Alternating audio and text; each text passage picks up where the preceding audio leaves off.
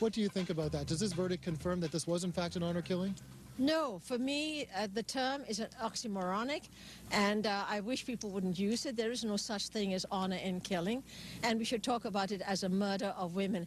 And the term that we would prefer to have been used, and we hope people will use, is femicide, which is straightforward killing of women. Would there have been such a hullabaloo about this case if it had been non-immigrant, non-Afghani, non-Muslim people? This is, again, a patriarchal, tribal patriarchy which exists in all cultures.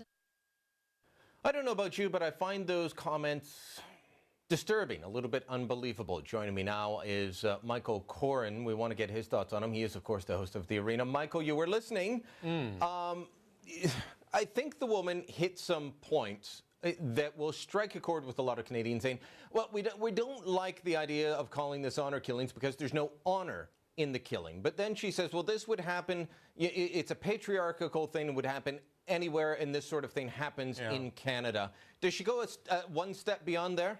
Well, I think pretty much everything she says is nonsensical. It's not oxymoronic. An oxymoronic would be, I don't know, a clever liberal, something like that.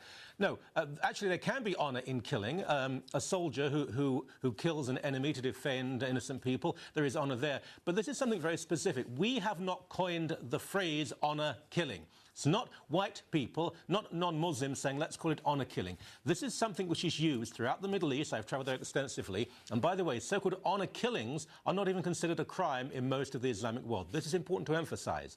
In most of the Islamic world, if a father or a husband or a brother kills a woman because their honour has somehow been stained and it requires a blood sacrifice, they will not even be arrested, let alone incarcerated. It's not considered a crime. This has nothing to do with gender imbalance at its most, I suppose, most evident. It has to do with, and this is what people will not state, it has to do with religion. Can we please... Well, hold on, Brian. I want to put this quite firmly. Okay. The vast, overwhelming majority of honour killings take place within a Muslim context. It's not exclusive to Islam. It has occurred in Sikhism, very occasionally in Hinduism.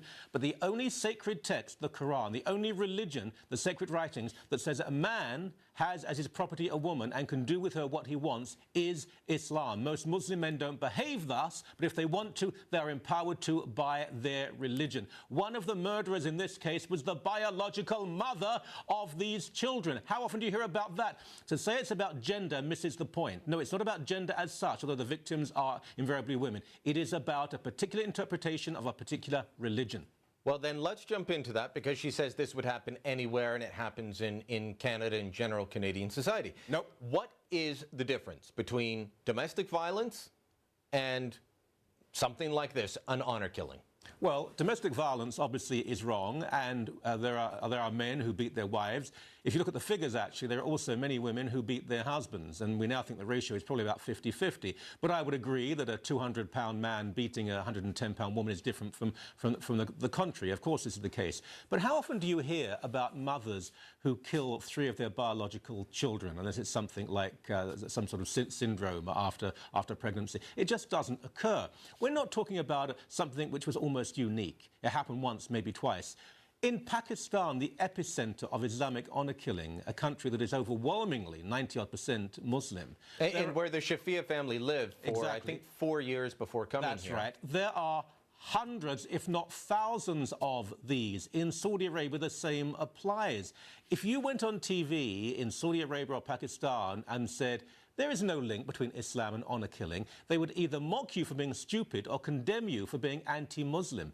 Even after this verdict, there are people, for goodness sake, read the blogs, go to the websites. There are people who say, this is wrong, they should not have been convicted. There was an Islamic cleric in Kingston, very decent man, who said, this is so wrong, this must not be, this is against the law.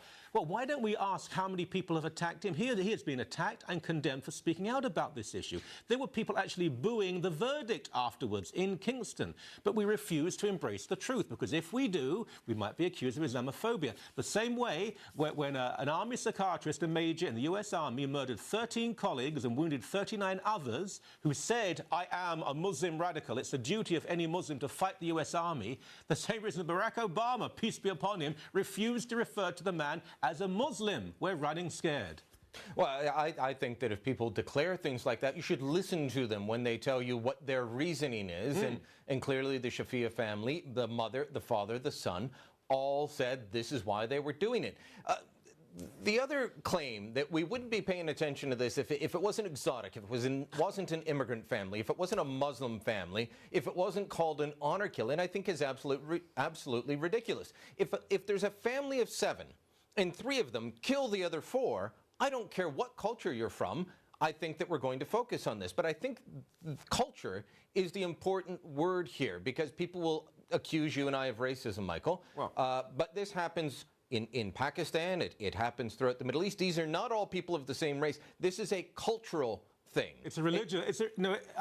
Brian, I would disagree with you. It's not cultural, it's religious. It's religious. Let's not run away from using that word. When that lunatic in Norway murdered innocent teenagers on an island, part of the Labour Party youth movement, within moments he was being described as a Christian fundamentalist. He was a Freemason. He hadn't been in a church in 15 years. He had no personal relationship with Christ, yet he was referred to as a Christian fundamentalist. When some lunatic shoots an abortion doctor, and that shooter has no connection at all with any organised Christian faith, is described as a Christian.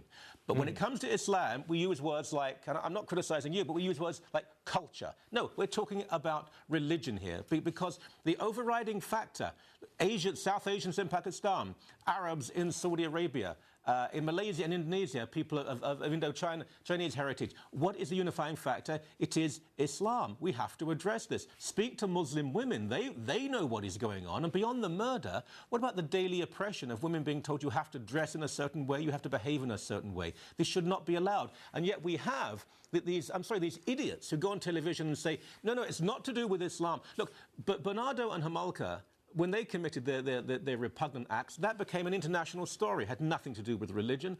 The Montreal Massacre, there was a movie made about that, had nothing to do with religion, though, of course, the killer's father was Muslim, but I don't think that was a direct factor.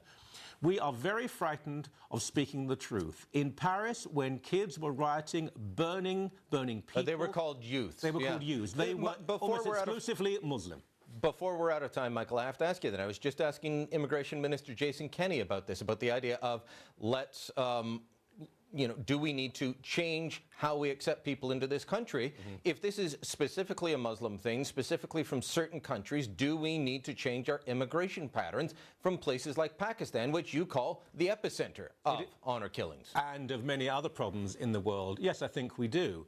I don't think we have to be specific in this case about religion, but we have to be specific about what do you think it means to be Canadian? What do you think it means to be Canadian? And if there's any ambivalence in the answer, I'm afraid you're not welcomed into this country. Immigration, of course, is to help people coming into Canada, but we have to look at the host population. We need to maintain Canada as a civilized, progressive nation, and we won't do that if we invite people in who believe it's appropriate to murder 13-year-old children because they might do something which is, in their eyes, not quite right. All right, Michael Coren, thank you very much. Pleasure.